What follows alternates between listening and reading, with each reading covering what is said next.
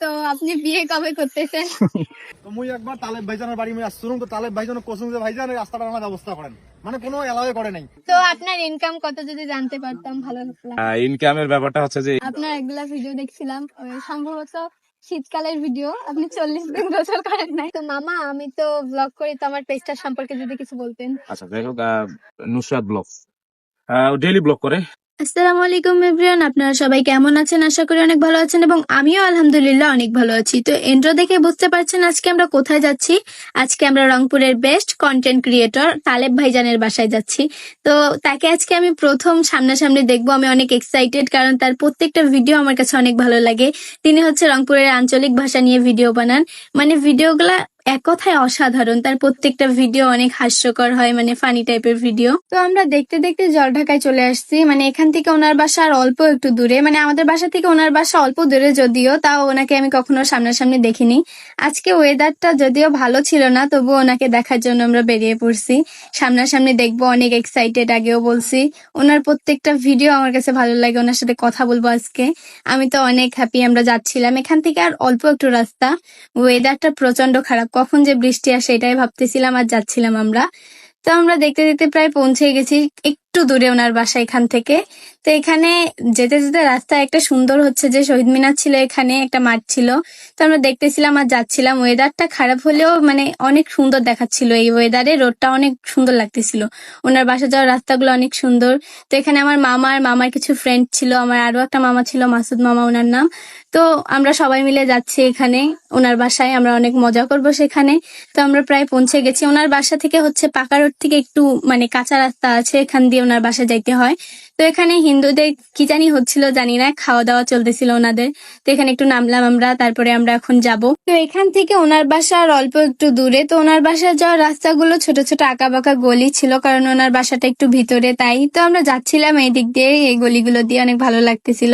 প্রায় কাছেই চলে আসছে ওনার বাসা। আর এখানে এই জায়গাটা আপনারা অনেকেই চিনেন, কারণ এখানে ওনার অনেক ভিডিও আছে, অনেক ভাইরাল ভিডিও। মুই একবার তালেব ভাইজানের বাড়ি মুই আসছিলাম, তো তালেব ভাইজান কোচিং যে ভাইজান এই রাস্তাটা আমার ব্যবস্থা করেন, মানে কোনো এলাওয়ে করে নাই। তবে এইবার মুই আবারও কোচিং ভাইজান এই রাস্তাটার অতি শীঘ্র একটা ব্যবস্থা করে দিবেন। তো আমরা এখন ওনার বাসায় যাব। এখানে সামনে ওনার বাসা, এই বাসাটা হচ্ছে ওনার। তো এখানে আসার পর আমরা জানতে পারলাম যে আমরা আসার 5 মিনিট আগে উনি হচ্ছে জলঢাকা ডিগ্রি কলেজের মাঠে চলে গেছেন। আমরা এখন ওখানে ওনার সাথে মিট করতে যাব। তো আমরা চলে আসছি ওনার কাছে এখন। আসসালামু আলাইকুম। ভালো আছেন? জি, আপনি কেমন আছেন? আলহামদুলিল্লাহ। আসসালামু আলাইকুম। আপনার তো অনেক বড় ফ্যান। আপনার সব ভিডিও অনেক ভালো লাগে। আপনার সাথে দেখা করার অনেক ইচ্ছা ছিল। দোয়া করবেন। বসেন, খাবেন কিছু? ইয়ে দাও তো ভাই। বসেন বসেন বসেন, দাঁড়িয়ে আছেন কেন? আর এই তো অনেক কাজ। আপনার এগুলা ভিডিও দেখছিলাম, সম্ভবত শীতকালের ভিডিও। আপনি 40 দিন গোসল করেন নাই। আপনি 40 দিন গোসল না করে কিভাবে ছিলেন? না, এটা তো গোসল মূলত প্রতিদিনই করা হয়, ভিডিও পারপাসে, স্ক্রিপ্টের কারণে এরকম হয়। তবে ওইটা ওইটা 40 দিন না, ওই যদি ওই পারপাসে ভাবি তাহলে 40,000 দিন গোসল না করেও থাকা যায় আর কি, মোটামুটি। ভালো লাগছিল ভিডিওটা, অনেক হাসি ছিল। আপনার মোটামুটি সব ভিডিও অনেক ভালো লাগে।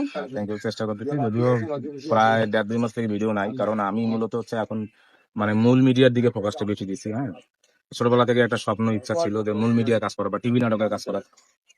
আলহামদুলিল্লাহ কাজ করলাম, প্রায় 3-4টা নাটক করলাম, এবং আমার সিরিয়ালে একটা নাটক চলতেছে, রসের হাড়ি বাড়াবাড়ি, বৈশাখী টেলিভিশন।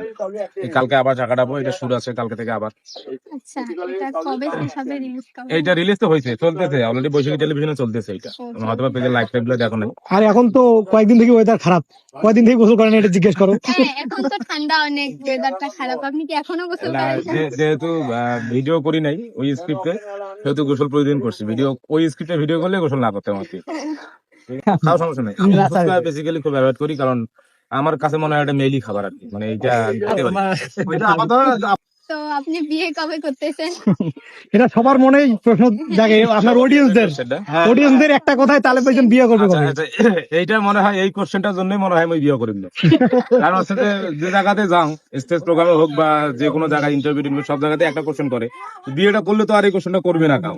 হ্যাঁ, এটা আগ্রহ থাকবে না মানুষের মধ্যে, তাহলে এই কোশ্চেনটার জন্যই মনে হয় আর বিয়েটা করা সম্ভব হয়, এটা বুঝলো আর কি। সারা জীবনও বিয়ে করবেন না? দেখি না কি হয়, যতদিন থাকুক তালেব ভাইজান ট্রেন্ডিং এ থাকুক, ততদিন থাকুক, বিয়েটা না করি।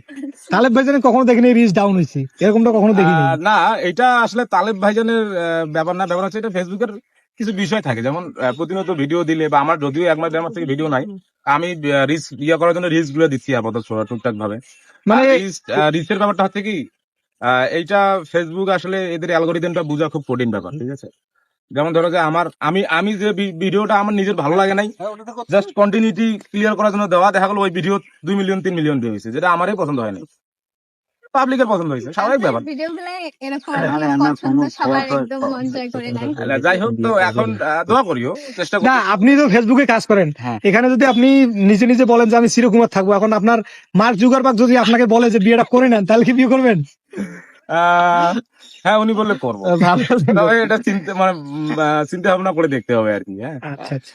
যেহেতু এখন আমাদের চলাফেরা বা সবকিছু ওনার উপর দিয়ে, বা উনি টাকা দিলে চলির পাই না না পাই, হ্যাঁ, ঠিক আছে, আচ্ছা। ওনার ওসিলাই আর কি। রেজাবন হচ্ছে একটা হিডেন ক্যারেক্টার। হ্যাঁ, প্রথম কথা হচ্ছে যে যারা ব্যাচলার পয়েন্ট দেখছেন, যারা রোকেয়াকে চেনেন এজ এ হিডেন ক্যারেক্টার, ওইরকম রেজাবন হচ্ছে মানুষের মনে আগ্রহ তৈরি করার জন্য একটা ক্যারেক্টার, হিডেন ক্যারেক্টার।